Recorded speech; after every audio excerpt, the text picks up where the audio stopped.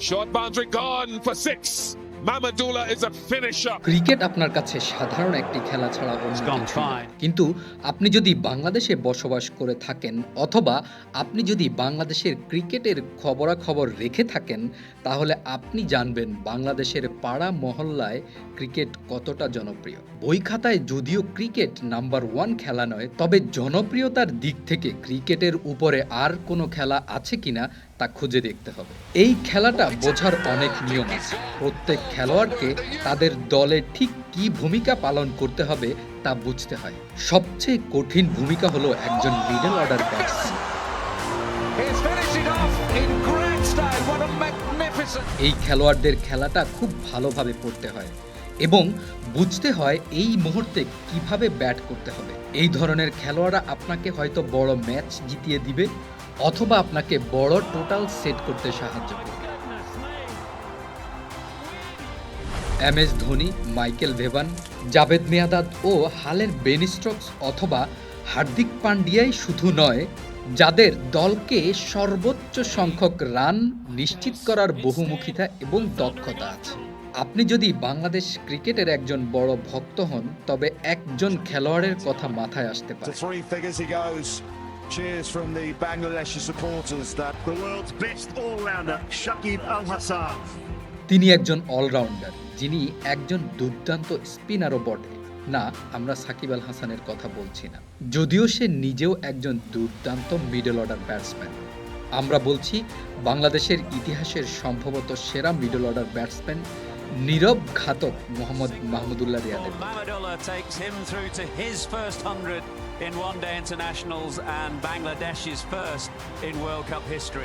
ময়মনসিংহে জন্ম নেয়া মাহমুদুল্লাহ রিয়াদ খুব অল্প বয়স থেকেই ক্রিকেটের প্রতি আগ্রহ প্রকাশ করেছিলেন।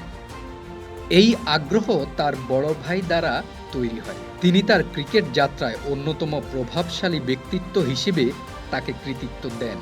আমার আপন ভাই, আমার ক্রিকেটের হাতে করি সবকিছুই ওনার মাধ্যমে। ভাইয়াই সবসময় আমার অনুপ্রেরণা ছিল। অলরাউন্ডার মাহমুদুল্লাহ পাকিস্তানি ব্যাটসম্যান সাইদ আনোয়ারকে আদর্শ মনে করতেন। তার স্টাইলিশ এবং মার্জিত ব্যাটিং আর নিখুঁত কবজির কাজ সত্যি একজন তরুণ মাহমুদুল্লাহর নজর কেড়েছিল।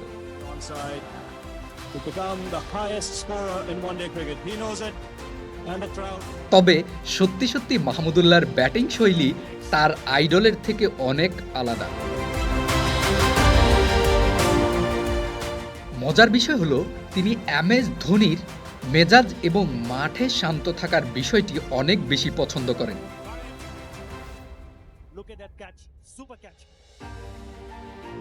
এটি অদ্ভুত বলে মনে হতে পারে, কারণ ধোনি মাত্র তার 4 বছরের সিনিয়র, কিন্তু যে কোনো সফল ক্রীড়াবিদ তার সমবয়সীদের দিকে তাকাতে ভয় পান না।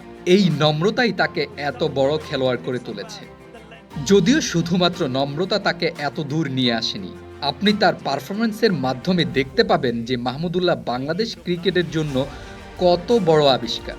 মাহমুদুল্লাহর ক্রিকেট যাত্রা শুরু হয় 2007 সালে শ্রীলঙ্কার বিপক্ষে। ক্যারিয়ারে প্রথম আন্তর্জাতিক ক্রিকেট খেলতে নেমে 5 ওভার হাত ঘুরিয়ে 28 রানে 2 উইকেট, ইকোনমি 5.60, যা শ্রীলঙ্কাকে 196 রানে আটকাতে সাহায্য করেছিল। পাশাপাশি ব্যাট হাতে মাহমুদুল্লাহ 54 বলে 36 রান করেন। এটি সত্যিই একটি শক্তিশালী ব্যাটিং লাইন আপ ছিল, যাতে সনদ জয়সরিয়া, কুমার সাঙ্গাকারা, মাহেলা জয়াবর্ধনে এবং তিলকরত্নে দিলশানের মতো শক্তিশালী ক্রিকেটারদের অন্তর্ভুক্তি ছিল। প্রথম উইকেটে দিলশানকে ক্লিন বোল্ড করেন তিনি, যার বিপরীতে বাংলাদেশের ব্যাটিং লাইন আপ অনেক দুর্বল ছিল এবং মাত্র 157 রানে বাংলাদেশ অল আউট হয়ে যায়। মোহাম্মদ মাহমুদুল্লাহ অবশ্য মুগ্ধ করেছেন। 54 বলে 36 রান তোলেন এই ব্যাটার। এই শক্তিশালী পারফরম্যান্সের জন্য তাকে 2007 সালের T20 বিশ্বকাপের জন্য ডাকা হয়েছিল। যদিও সেই বিশ্বকাপ বাংলাদেশের জন্য একটি হতাশজনক অভিযান ছিল। শুধুমাত্র সুপার 8-এই থেমে যায় বাংলাদেশ পর্ব। মোহাম্মদ মাহমুদুল্লাহ 2 ম্যাচে 2 উইকেট নিয়ে সত্যিকার অর্থে দাঁড়াতে ব্যর্থ হয়েছিলেন। তিনি 2008 এশিয়া কাপের দলেরও অংশ ছিলেন, যেখানে তিনি ৫৭ রান করেছিলেন এবং ৩টি উইকেট নিয়েছিলেন। আর জাতীয় দলের সাথে তার পরবর্তী ঘটনাবহুল যাত্রা ছিল ২০০৯ সালে বাংলাদেশের ওয়েস্ট ইন্ডিজ সফর। এখানেই তিনি বিশ্বকে তার আসল প্রতিভা দেখিয়েছেন। তার অভিষেক টেস্ট ম্যাচে প্রথম ইনিংসে ৩ উইকেট এবং দ্বিতীয় ইনিংসে ৫ উইকেট শিকার করেছিলেন। টেস্ট সিরিজে তিনি ১২ উইকেট এবং ৪৫ রান করতে সক্ষম হন। বাংলাদেশ উভয় ম্যাচই জিতেছে এবং ফলস্বরূপ বিদেশে তাদের প্রথম টেস্ট সিরিজ জেতা।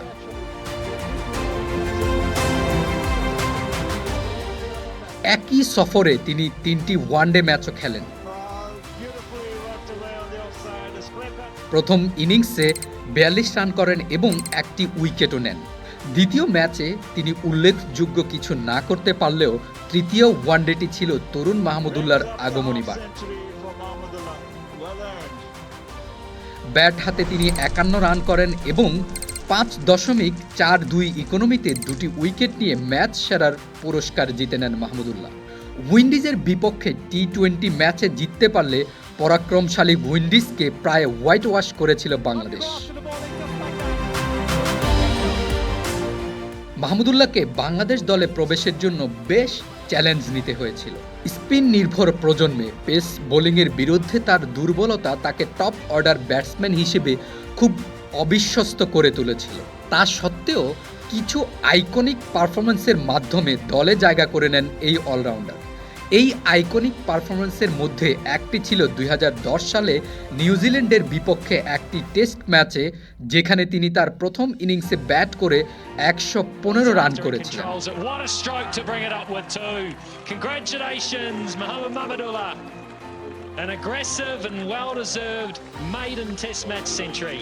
তার দ্বিতীয় ইনিংসে ৪২ রান, সব করেছিলেন ৪ নম্বরে ব্যাটিং করে। স্পিনার হিসেবে ২টি উইকেটও নিয়েছিলেন।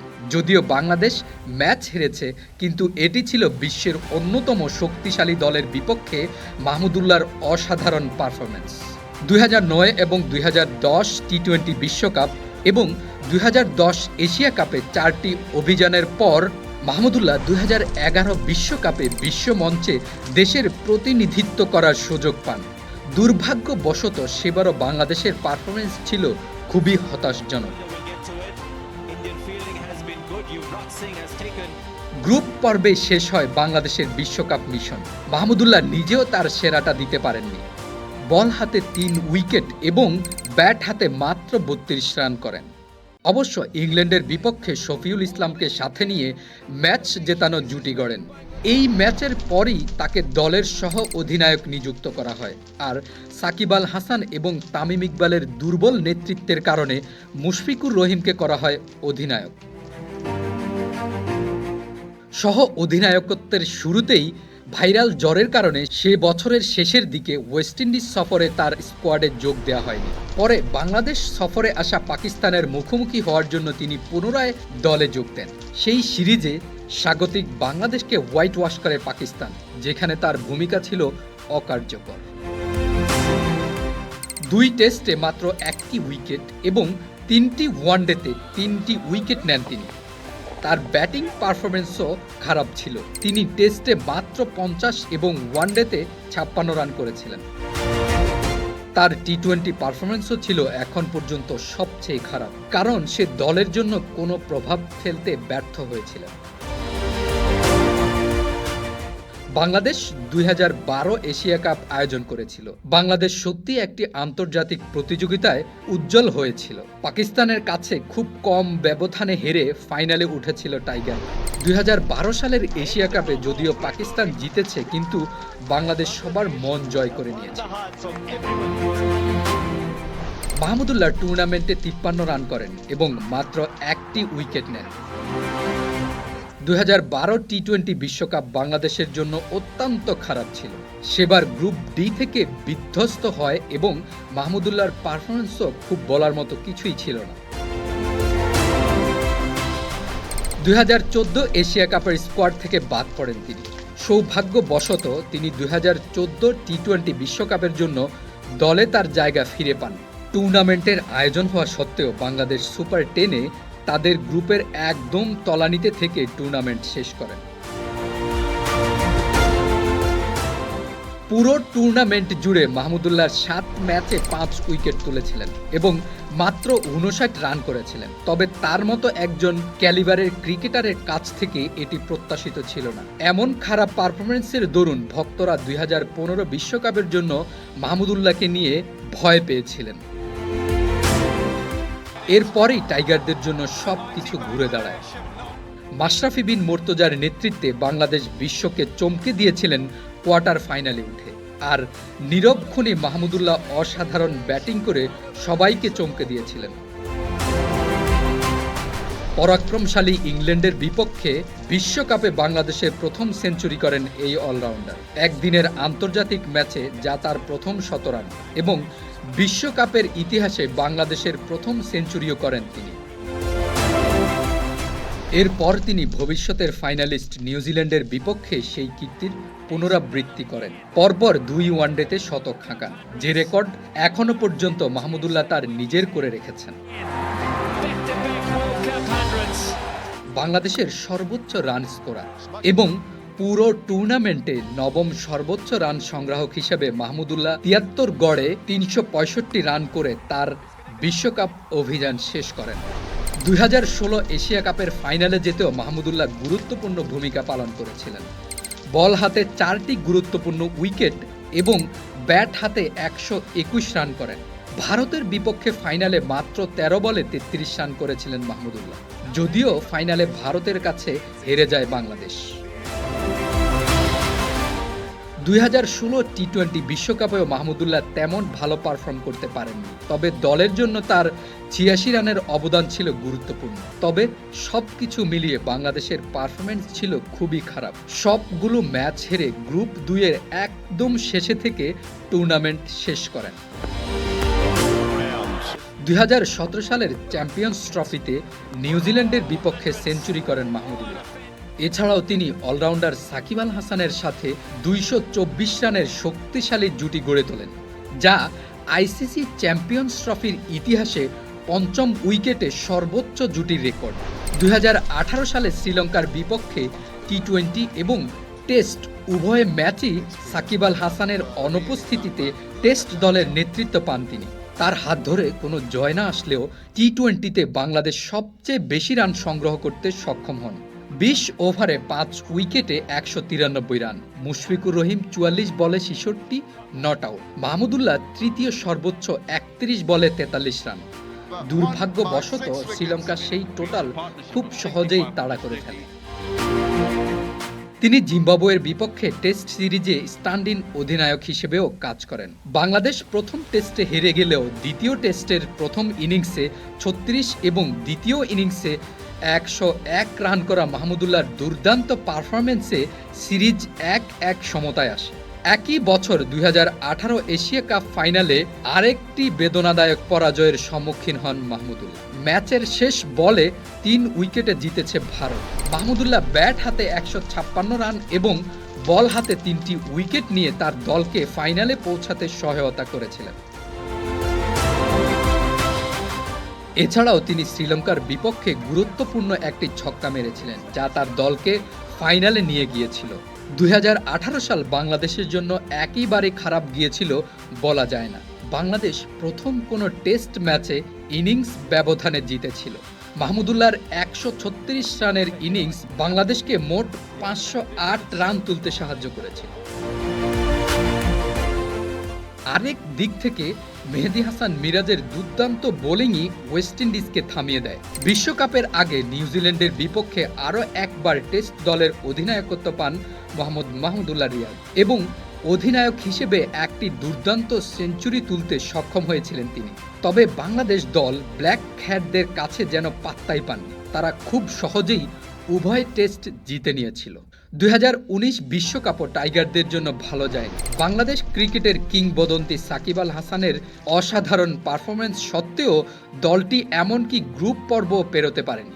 এই ক্যাম্পেইনে 219 রান করেন মাহমুদুল্লাহ রিয়াদ।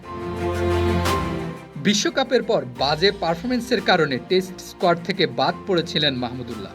17 মাসের ব্যবধানের পরে তিনি জিম্বাবুয়ের বিপক্ষে একটি বিজয়ী প্রত্যাবর্তন করেন, যেখানে তিনি তার সর্বোচ্চ 150 রান এবং ম্যান অব দ্য ম্যাচের পুরস্কার জিতেন। এই ম্যাচের পর টেস্ট থেকে অবসর নেয় এটাই ছিল তার শেষ টেস্ট ম্যাচ।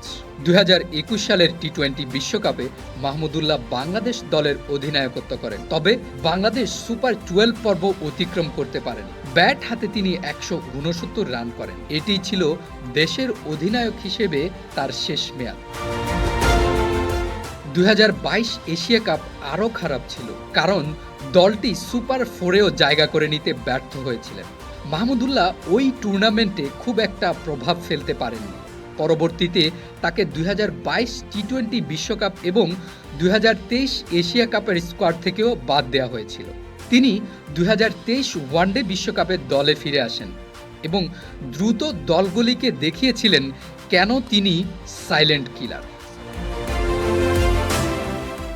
দলকে ফাইনালে নিয়ে যেতে না পারলেও সাইলেন্ট কিলার 328 রান করেন। বিশেষ করে দক্ষিণ আফ্রিকার বিরুদ্ধে একটি সেঞ্চুরিও তুলেছিলেন তিনি।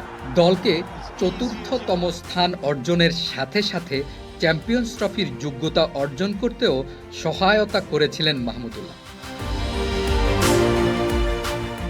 মাহমুদুল্লাহ একজন শক্তিশালী স্পিন বোলার হিসেবে দলে প্রবেশ করেছিলেন। সম্ভবত দলের প্রয়োজনে মাত্র কয়েক রান পাওয়ার আশা করেছিলেন। তিনি খুব কমই জানতেন তিনি তার সময়ের সবচেয়ে কার্যকর মিডল অর্ডার ব্যাটসম্যানদের একজন হিসেবে জাতির ভালোবাসা এবং সম্মান অর্জন করতে পারবেন। সবার ভালোবাসায় সাইলেন্ট কিলার উপাধি পান।